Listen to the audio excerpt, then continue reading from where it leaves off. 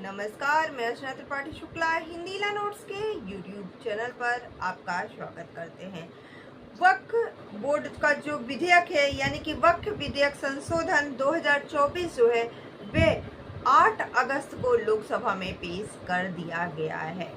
हालांकि अलग अलग जो है लोग जो है इसका विरोध भी कर रहे हैं, यानी कि विरोधी जो पार्टियां हैं वे इसका विरोध भी कर रहे हैं। उसके साथ ही साथ जो मुस्लिम बोर्ड के सदस्य भी हैं वह भी इसका विरोध कर रहे हैं। तो आइए जानते हैं कि क्या है इसमें जो लोग इसका विरोध कर रहे हैं, वक्फ बोर्ड होता क्या है और कानून में जो है संशोधन की जरूरत क्यों पड़ गई है। आखिर इस नए विधेयक में क्या चीज़ें हैं। इसके साथ ही साथ हम ये भी जानेंगे कि लोग इसका विरोध क्यों कर रहे हैं। मंदिर के ट्रस्ट गुरुद्वारा कमेटी से यह क्यों भिन्न है और इसका विरोध क्यों किया जा रहा है।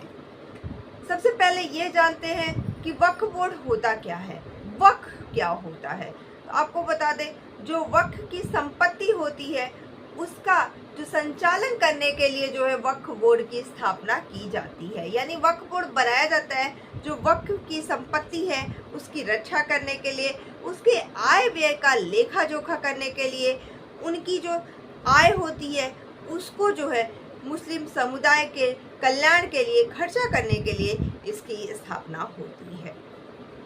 देश भर में 30 से अधिक ऐसे स्थापित संगठन हैं जो कि उस राज्य में और वहाँ के जो केंद्र शासित प्रदेश हैं वहाँ की वक्फ की जो संपत्तियाँ हैं उसका प्रबंधन करते हैं।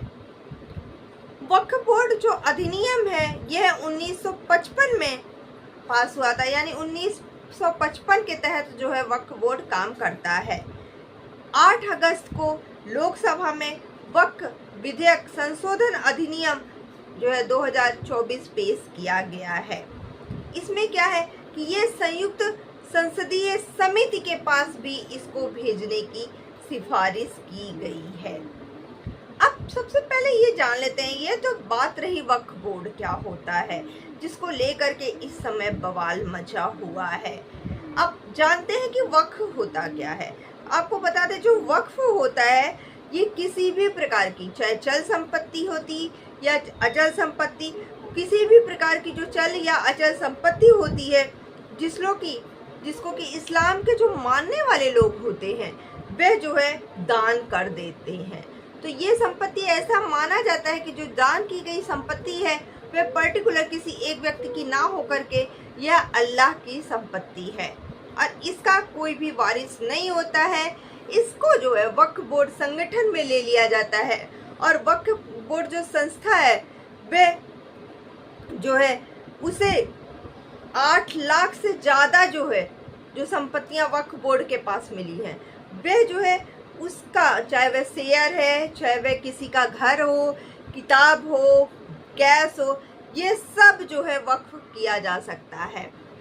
जैसे कि मान लीजिए कि किसी व्यक्ति का मकान है, ठीक है, और वह मुसलमान व्यक्ति है, उसका मकान है, अब वह चाहता है कि हम अपने मकान को दान कर दें इसलिए कि हमारे जो आगे आने वाले मुसलमान भाई हैं उनके लिए, उनके कल्याण के लिए यह प्रयोग में हो जाए। तो जब तक वे जिंदा रहेंगे वे उस संपत्ति का जो है वारिस रहेंगे, वे संपत्ति को यूज करेंगे। उनके मरने के बाद में जो वक्फ बोर्ड है वह उनकी संपत्ति को ले लेगा और वह जो है मुसलमानों के कल्याण के लिए उसको यूज करेगा। अब जो उनके परिवारजन हैं, उनके जो वारिस हैं आने वाले, उनका उस पर कोई भी अधिकार नहीं रहेगा। इसी प्रकार से शेयर, घर, मकान, कैश, कुछ भी जो है दान में दिया जा सकता है, कुछ भी वक्फ किया जा सकता है। कोई भी मुस्लिम व्यक्ति जिसकी जो उम्र है वह 18 साल से अधिक है तो वह अपने नाम की किसी भी संपत्ति को जो है वह वक्फ कर सकता है। ये तो बात रही कि वक्फ क्या होता है। अब वक्फ बोर्ड क्या होता है। तो वक्फ बोर्ड क्या होता है, जो वक्फ की संपत्ति है उसका जो संचालन करने वाला व्यक्ति होता है वह वक्फ बोर्ड होता है। वक्फ बोर्ड में सदस्य भी होते हैं। इसमें ये स्थानीय स्तर पे, राज्य स्तर पर अलग अलग बने होते हैं। इसमें शिया और सुन्नी जो अलग अलग संप्रदाय हैं उनके भी वक्फ बोर्ड होते हैं। शिया वक्फ बोर्ड भी होता है, सुन्नी वक्फ बोर्ड भी होता है, और ये राज्य स्तर पर बने हुए होते हैं।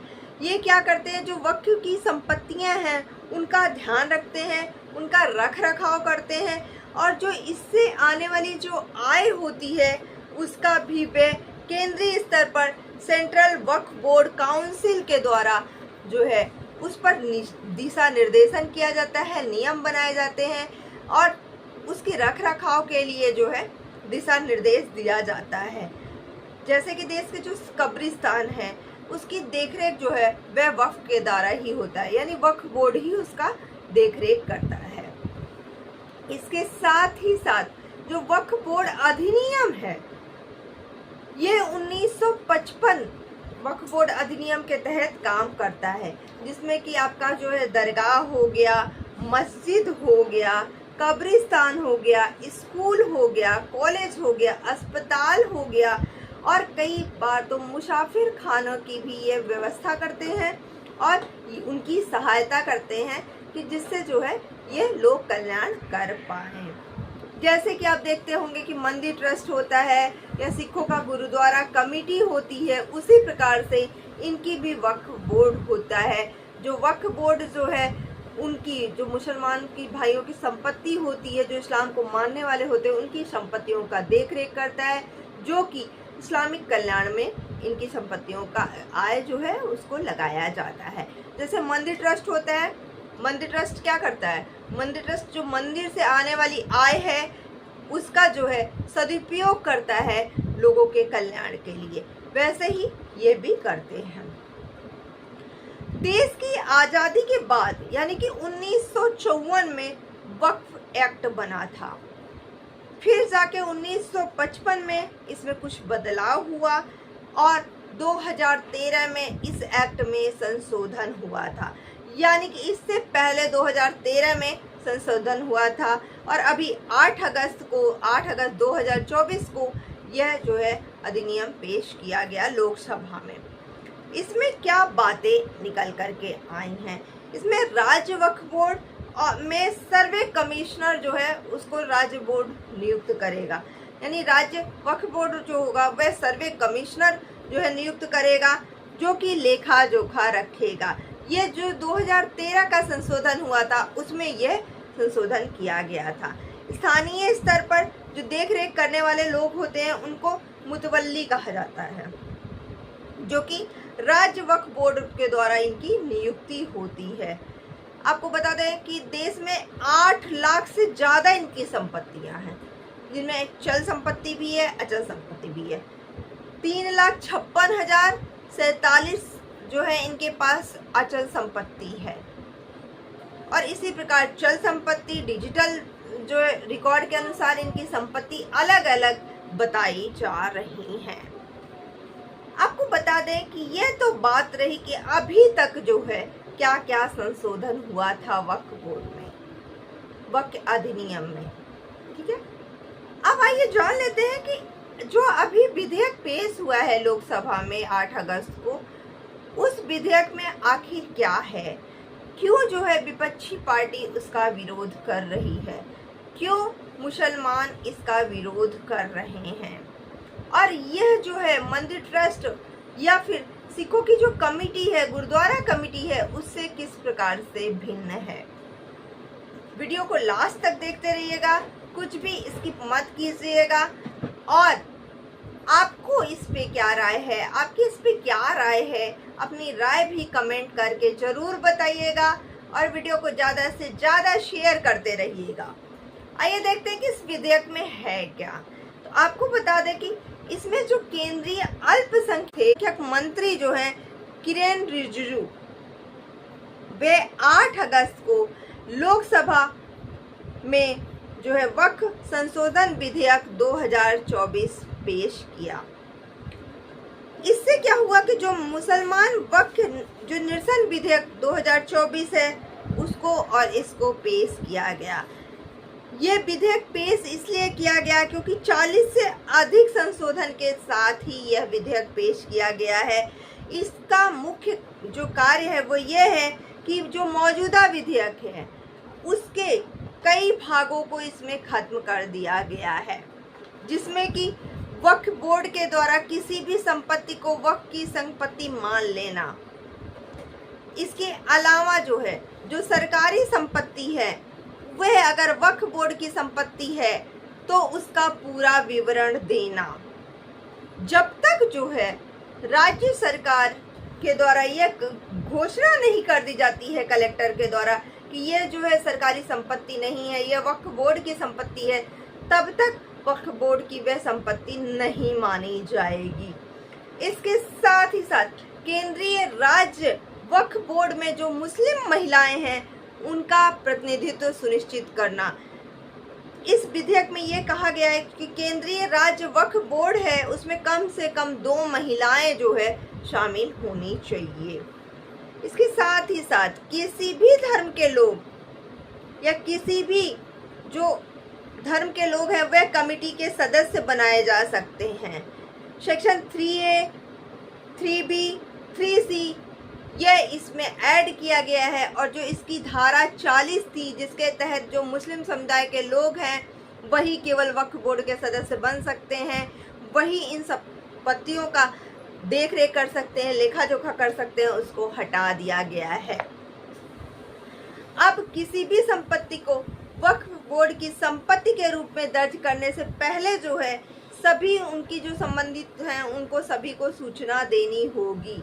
इसके साथ ही साथ इसमें कलेक्टर की जो भूमिका है उसको बहुत ही महत्वपूर्ण कर दिया गया है। अब कोई भी संपत्ति को वक्फ बोर्ड की संपत्ति बनाने से पहले कलेक्टर से परमिशन लेना पड़ेगा। कलेक्टर जो है जब परमिशन दे देगा, एक रिपोर्ट फाइल करेगा राज्य सरकार को। जब वह कलेक्टर की रिपोर्ट राज्य सरकार को फाइल हो जाएगा तब जो है वक्फ बोर्ड की संपत्ति वह मानी जाएगी। इसके साथ ही साथ इसमें एक केंद्रीय परिषद का गठन किया जाएगा, जिसमें कि इसमें एक केंद्रीय मंत्री होंगे, साथ ही साथ 3 प्रतिनिधि होंगे, और 3 जो है उस प्रतिनिधि में 3 विशेषज्ञ होंगे, जिसमें कि 2 जो हैं वे न्यायाधीश हो सकते हैं, चाहे वह हाई कोर्ट के हों चाहे वह सुप्रीम कोर्ट के हों, एक जो है वरिष्ठ अधिकारी हो सकते हैं। यानी कि इसमें बात की गई है कि टेक्निकल लोग अब इस जो कमेटी के सदस्य बनेंगे, प्रतिनिधि बनेंगे।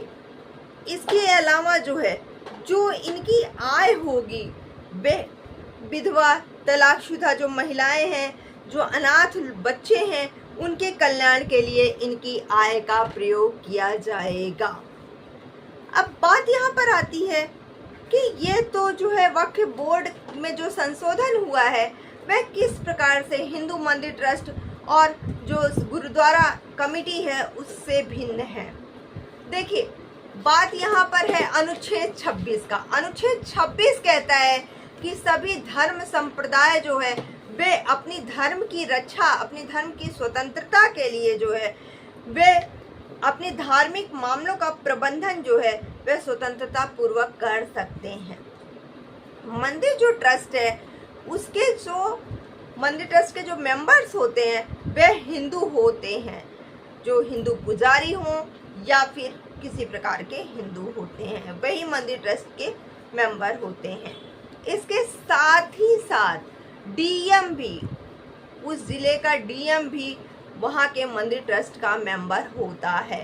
अब बात यहाँ पर कहा गया है कि जो मुस्लिम धार्मिक जो ट्रस्ट है या वक्फ बोर्ड है उसमें मुसलमानों के अलावा भी अन्य धार्मिक लोग भी उस जो ट्रस्ट वक्फ बोर्ड है उसके मेंबर बन सकते हैं। तो वक्फ बोर्ड के मेंबर, यहाँ पर लोगों ने विरोध किया कि वक्फ बोर्ड का जो मेंबर है वह अलग व्यक्ति क्यों बनेगा, वो गैर मुसलमान व्यक्ति नहीं बनेगा, क्यों बनेगा। तो आपको बता दें कि जो हिंदू मंदिर ट्रस्ट है इसमें डीएम जो हैं वे ट्रस्ट के मेंबर होते हैं। तो जो डीएम होते हैं वह तो हिंदू भी हो सकते हैं, मुसलमान भी हो सकते हैं, कोई भी हो सकते हैं, तो मंदिर ट्रस्ट का मेंबर वह भी होते हैं। इसके साथ ही साथ जो सिख समुदाय, जो गुरुद्वारा कमेटी है उसके मेंबर जो है केवल गुरुद्वारा कमेटी के लोग ही हो सकते हैं, केवल जो है सिख लोग ही हो सकते हैं। और वह जो सिख लोग हैं जो कमेटी के मेंबर बनते हैं, वह जो है जो कमेटी के मेंबर बनते हैं वे उनकी उम्र जो है 18 साल से अधिक होनी चाहिए और वह वोट के द्वारा बनते हैं। यह जो वोट है वह सिख समुदाय के लोगों के द्वारा जो है दिया जाता है और उनमें से वह एक को जो है सदस्य चुनते हैं, मेंबर चुनते हैं, कमेटी के सदस्य चुने जाते हैं, इस प्रकार से वोटिंग के द्वारा। तो वक्फ बोर्ड का जो नया अभी विधेयक पेश हुआ है, ये मंदिर ट्रस्ट और गुरुद्वारा कमेटी से थोड़ा सा भिन्न है। इस पर विरोध क्यों हो रहा है? इस पर विरोध इसलिए हो रहा है क्योंकि इसे जांच करने के लिए संसद की स्थायी समिति को भेजा जाए, ऐसा विरोधी जो पार्टियां हैं वह कह रही हैं। साथ ही साथ इसमें केवल मुस्लिम संगठन के द्वारा ही यह जो है चलाया जाना चाहिए, इसमें गैर मुस्लिम लोगों को जोड़ा नहीं जाना चाहिए, यानी जो कमेटी के मेंबर हों वह केवल मुसलमान ही हों। इसके साथ ही साथ कुछ पार्टियों का यह भी कहना है कि जिस प्रकार से रक्षा मंत्रालय, रेल मंत्रालय, नजुल भूमि के तहत जमीन बेचा गया है, इसका उद्देश्य जो है इसी प्रकार से प्राइवेटाइजेशन करना, भूमि को बेचना है। यहीं पर कुछ लोगों ने यह भी माना है कि इससे जो बोर्ड है, जो वक्फ बोर्ड है, उसकी जो स्वायत्तता है वह छीन जाएगी। सभी को अनुच्छेद 26 के तहत अपने धार्मिक मामलों के प्रबंधन की स्वतंत्रता होती है, तो फिर मुस्लिमों को क्यों नहीं है? फिर वक्फ बोर्ड में जो गैर मुस्लिम लोग हैं वह क्यों एंट्री लेंगे? इसी को लेकर के लगातार विरोध किया जा रहा है। आप भी कमेंट करके ज़रूर बताइएगा क्या यह सही है या गलत है कि वक्फ बोर्ड में गैर मुस्लिम लोगों को भी एंट्री मिलेगी। हमारी वीडियो आपको कैसी लगी ज़रूर बताइएगा। ज़्यादा से ज़्यादा कमेंट कीजिएगा। जिन्होंने अभी तक हमारे चैनल को सब्सक्राइब नहीं किया है तो प्लीज़ आप हमारे चैनल को सब्सक्राइब कर लीजिए। इसके साथ ही साथ बेल आइकन दबाना बिल्कुल मत भूलिएगा। वीडियो को ज़्यादा से ज़्यादा शेयर कीजिएगा जिससे ये जानकारी और सभी को भी मिल सके। धन्यवाद।